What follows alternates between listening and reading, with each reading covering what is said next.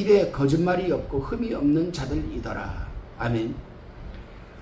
하나님을 회방하고 저주하는 시대에 이 14만 4천 명은 자기들이 입술을 순결하게 지킵니다. 거짓말이 없다는 것은 속이고 괴유를 행하지 않으며 진실한 말을 한다는 그런 의미입니다. 거짓말을 좋아하며 지어내는 자들은 새 예루살렘에 들어갈 자격도 없고 또한 들어가지도 못합니다. 계시록 22장 15절에 분명히 기록되어 있습니다. 구약성경의 스바냐 선지자는요 3장 13절에서 뭐라고 말씀했냐면은 이스라엘 남은 자는 악을 행치 아니하며 거짓을 말하지 아니하며 입에 게으란 혀가 없으며라고 여러분 기록했습니다. 거짓말을 하지 않는 진실성은 그리스도인들에게 순결 다음으로 가장 중요한 여러분 덕목입니다. 덕목.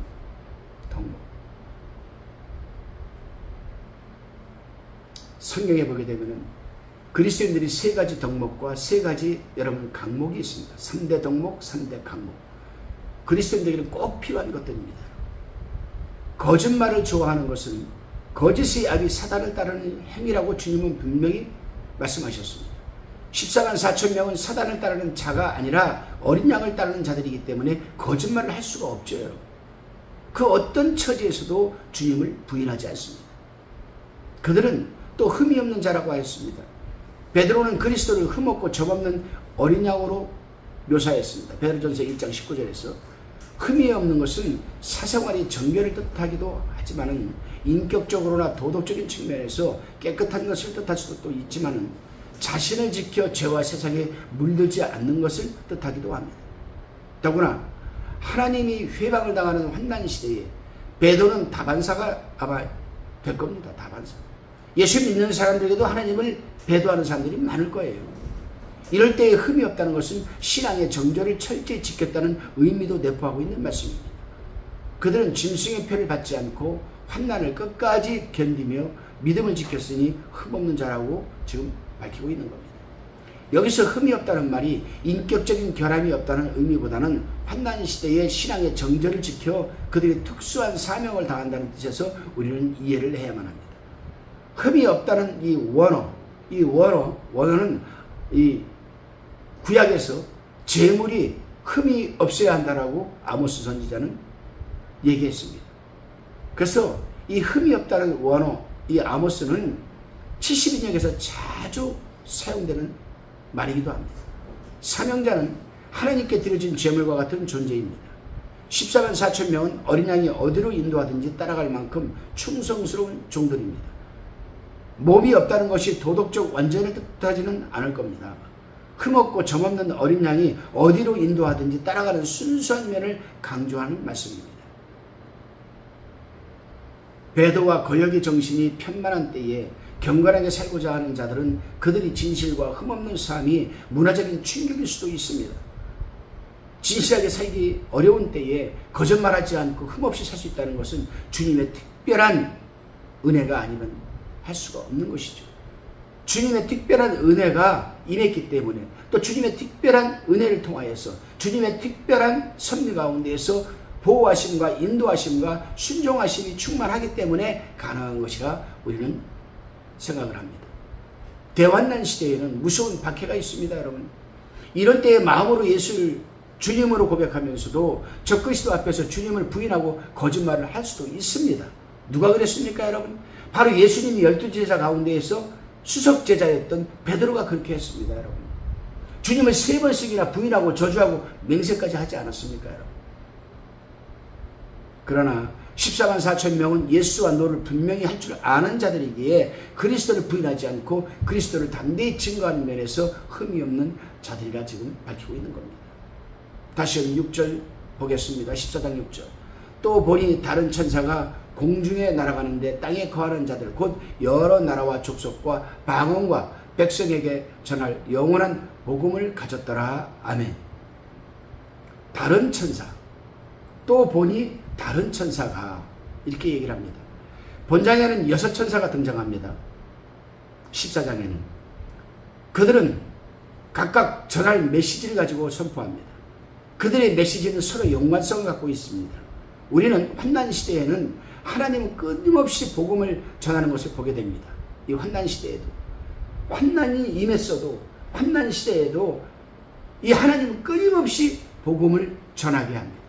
두 증인이 복음을 전하였고 14만 4천 명이 복음을 전하며 천사들이 복음을 전하였습니다.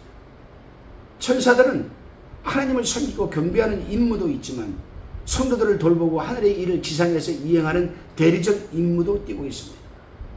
천사는 사람처럼 가시적인 눈에 보이기도 하고 때로는 호련히 나타났다가 불꽃 속으로 사라지기도 하고 인간이 먹는 음식을 먹기도 하고 초자연적인 능력을 가지고 갇힌 자를 구출하기도 하고 또 여러분 어린아이를 돌보기도 하고 영적 전쟁의 수행자로서 하나님의 종들을 지키기도 하는 자들이 바로 여러분 이 천사들입니다. 또 천사는 예수님의 탄생을 예고하기도 했고 앞날을 일러주기도 했고 하나님의 종들보다 사역지에 먼저 가서 그들이 갈 길을 인도하기도 했습니다. 믿는 자를 위험에서 구출하기도 하고 성도들의 기도를 받아 하나님께 향으로 바치기도 하고 그들이 언행 일체를 기록하여 심판과 보상의 재료로 하나님께 보고하기도 합니다. 그런데 오늘 본문에 나오는 이 천사는 공중을 날아가면서 땅에 거하는 자들에게 전할 복음을 지금 가지고 있습니다. 인간은 국부적인 한 장소에서만 복음을 전하지만 천사는 공중을 날아다니면서 시간과 공간을 초월하면서 모든 사람이 보고 들을 수 있도록 전하는 겁니다. 원래 여러분 천사는 불가시적 존재입니다. 영적인 존재이기 때문에 눈에 보이지 않습니다. 그러나 특별한 경우에는 사람의 모습으로 나타나 가시적인 존재로 나타나기도 합니다. 소돔 사람들이 눈을 멀게 하여 우물쭈물하는 롯을 밖으로 끌어내었고 베드로를 감옥으로부터 구해내었으며 마노아와 그 아내에게 나타나 삼손의 탄생을 알려주고 그들이 보는 앞에서 불꽃 가운데 하늘로 올라가기도 했습니다. 사사기 13장에 기록되어 있습니다. 그런데 여기서도 천사는 모든 사람이 보고 들을 수 있도록 공중을 날아가면서 지금 복음을 지금 전하고 있습니다. 근데 이 복음이 어떤 복음이냐?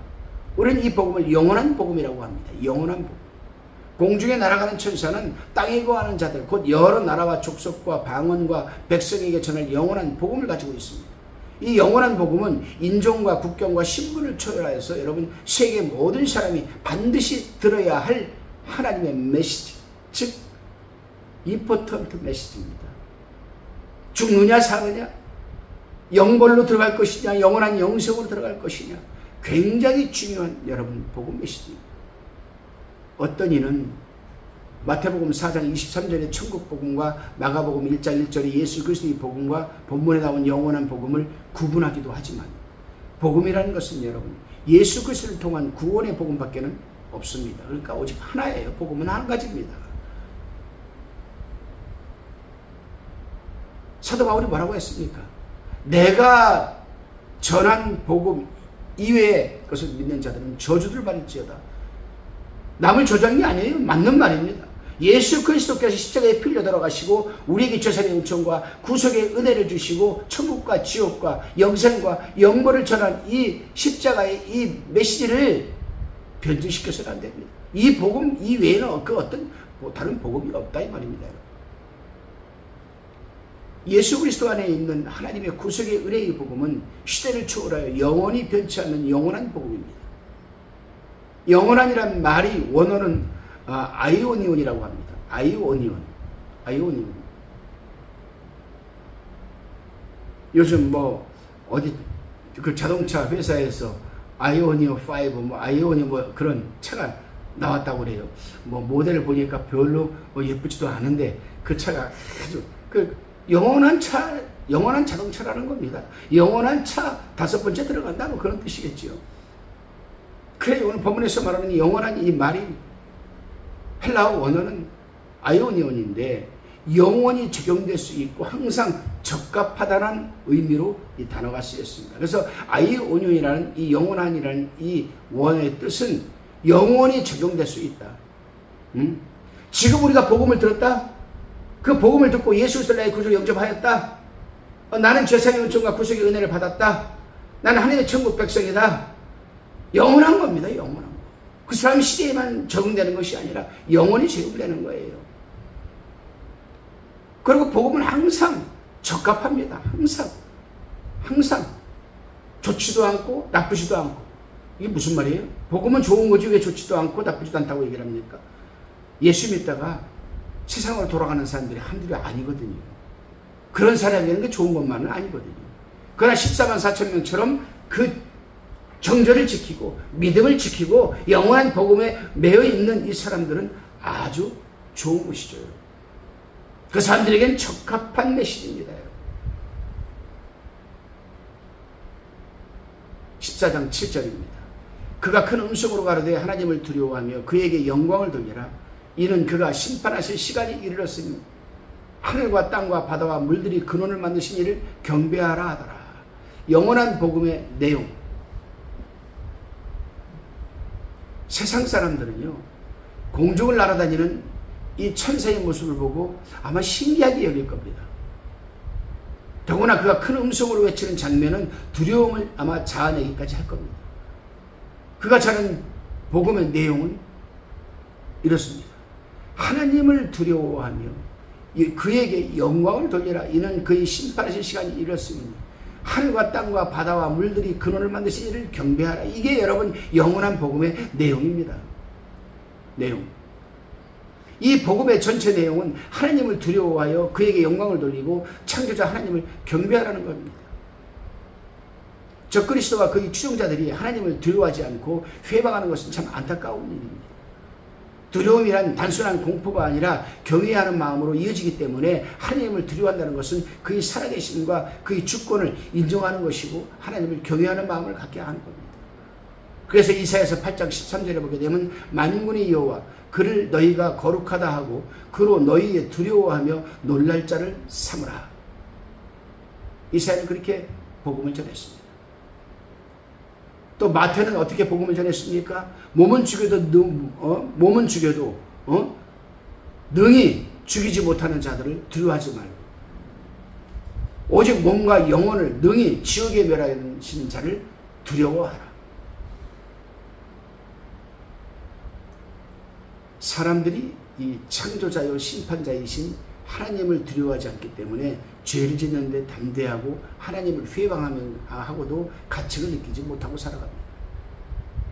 두려움이나 경외감은 신앙의 출발점이라고 할 수도 있습니다. 적그리스도가 막강한 권력을 가졌지만 그는 곧 불못에 던져질 존재입니다. 아무런 두려움의 대상이 되지 않습니다. 우리에게 두려움을 갖게 하고 경외감을 갖게 하는 것은 여러분 오직 하나님입니다.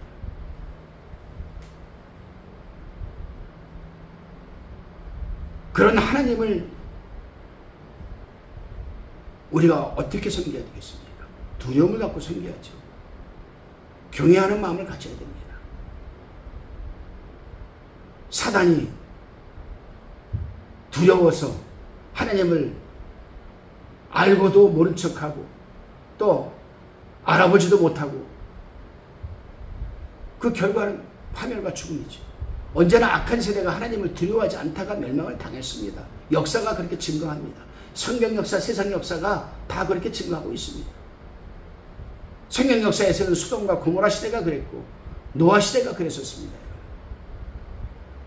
공중을 날아가는 천사는 과거 세대가 하나님을 두려워하지 않다가 멸망했는데 하나님이 진노가 쏟아지는 이 환난을 당하면서도 하나님을 두려워하지 않는 인간들이 그 어리석음을 꾸짖기라도 하는 메시지이기도 합니다.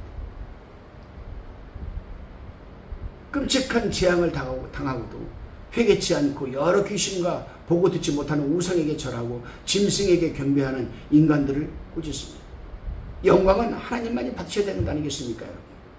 이 세상에서 그 어떤 여러분 신이, 그 어떤 귀신이, 그 어떤 마귀가 우리를 죄사함의 은총과 구속의 은혜로 인도하겠습니까? 이 세상에 그 어떤 신이, 어떤 우상이 여러분 우리에게 영생을 여러분 주시겠습니까? 허락하겠습니까? 그렇습니다, 여러분. 우리 살아계신 하나님의 창조의 목적은 피조물이 그에게 온전히 순종하고 복종하고 경배함으로써 하나님이 영광을 받는 것, 그 이상 그 이하도 아닙니다, 여러분. 하나님이 인간을 자기 형상대로 지은 것은 그가 선지자적 사명과 왕적 소명을 회복하여 자연계를 다스리고 정복하여 모든 피조물이 하나님께 경배함으로써 그가 영광받기 위함이었습니다. 그런데 인간들이 그를 알아보지 못하고 하나님을 두려워하지도 않으며 그에게 영광을 돌리지 않습니다. 여기서 잠깐 우리가 특별 계시와 일반 계시에 대해서 잠깐 우리가 한번 알아보겠습니다. 하나님이 에덴을 창조하시고 우리 인간의 시조인 아담을 그 안에 넣으시고 인도하시고 그 아담의 갈비뼈로 하와를 만드셨습니다. 요땅 안에도 여러분 죄가 없기 때문에 일반 계시를 통해서 하나님과 우리 인간들이 여러분 커뮤니케이션 교통할 수가 있었습니다. 그때만 해도 동산에 곳곳에 하나님의 선하신 그 솜씨와 하나님의 창조의 능력이 충만했었습니다. 그러나 불순종함으로 죄가 들어오자 하나님과의 여러분 장벽이 생겼습니다. 이때부터 일반 계시만 가지고는 절대로 하나님을 만날 수도 없고 하나님과 교통할 수도 없었습니다. 그래서 하나님은 1500년이라는 긴 세월 동안 특별 계시를 만들기 위해서 하나님은 인간에게 제일 먼저 인본주의적으로 죄를 가려보려고 했던 여러분 이 무화과 나무 잎으로 만든 옷을 벗겨버리고 여러분 양의 가죽을 입혀서 내보냈습니다. 이건 앞으로 피 흘린 제사가 없이는 절대로 하나님과 교통할 수 없음을 여러분 시사하는 겁니다. 1500년이 지나자 1500년 동안 하나님께서는 한 나라의 한 가정, 한 가정에 한 사람, 한 가정에 한 사람, 한 가정에 한 사람 이러면서 하나님께서는 여러분 예수 그리스도가 태어나기까지 1500년 동안 그 구속사의 흐름을 이어오십니다. 때가 되자 마리아와 요셉 이 가정에서 여러분 예수 그리스도가 탄생합니다. 예수 그리스도가 이 땅에 오셔서 여러분 이제 복음을 증거하기 시작합니다. 우리 인간이 에덴에서 지었던 죄를 광야로 나가서 성령의 인도함을 받아 광야에 나가서 사단과 여러분 마귀와 여러분 싸우면서 승리하면서 에덴 동산에서 잃었던 모든 세 가지 조건을 회복을 시켜주십니다. 심지어는 돌아가신 지 3일 만에 부활하셔서 우리에게 영생권도 회복시켜 주십니다. 이것을 우리는 특별 계시라 합니다. 일반 계시만 가지고는 하나님을 알아볼 수가 없어요. 우리가 학교 다닐 때 어떻게 배웠습니까?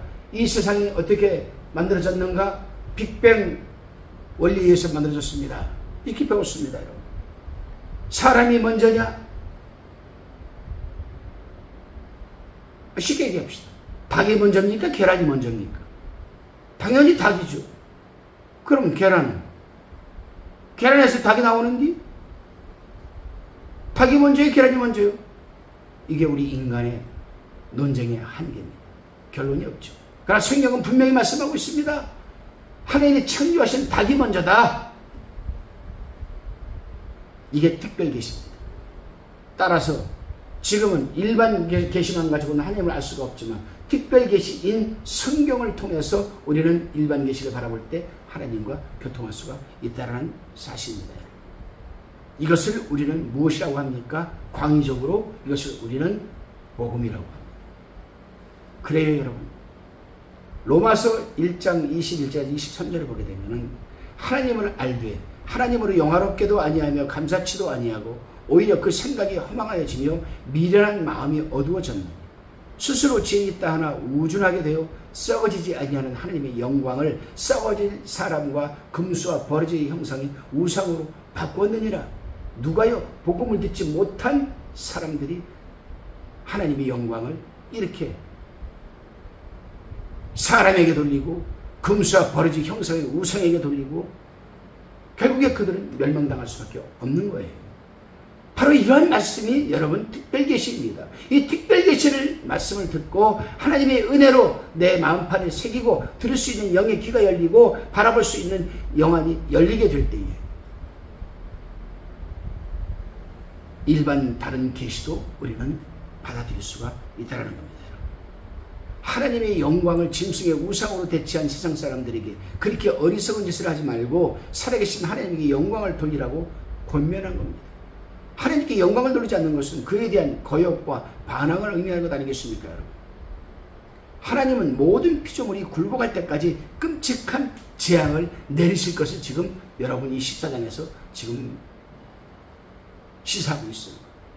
이미 일곱 대접이 이미 일곱 대접 재앙이 준비되어 있지 않습니까?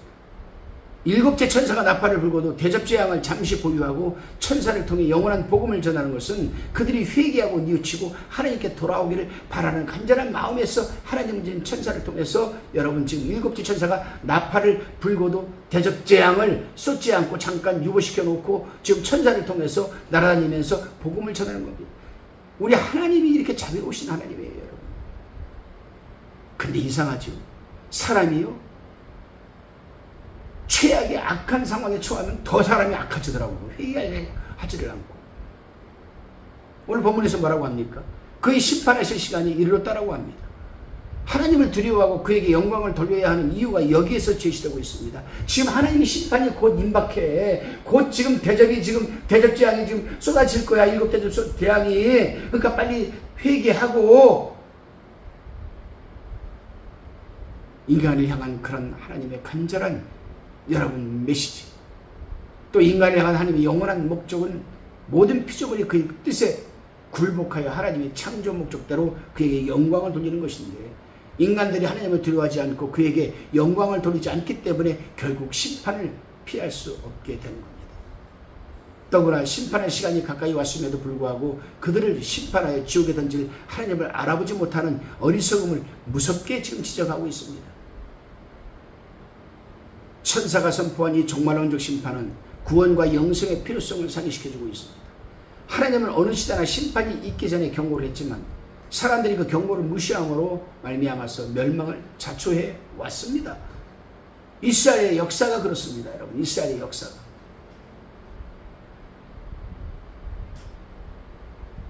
마태복음 25장 31절 32절을 보게 되면요, 예수님께서 뭐라고 했습니까? 인자가 자기 영광으로 올 때에 모든 민족을 심판하여 양과 염소로 구별하듯 할 것이라고 주님은 말씀하셨습니다. 그래서 히브리서 9장 27절에서는 한 번 죽는 것은 사람에게 정하신 것이요 그 후에는 심판이 있으리니라고 여러분 복음을 우리에게 전하고 있는 겁니다.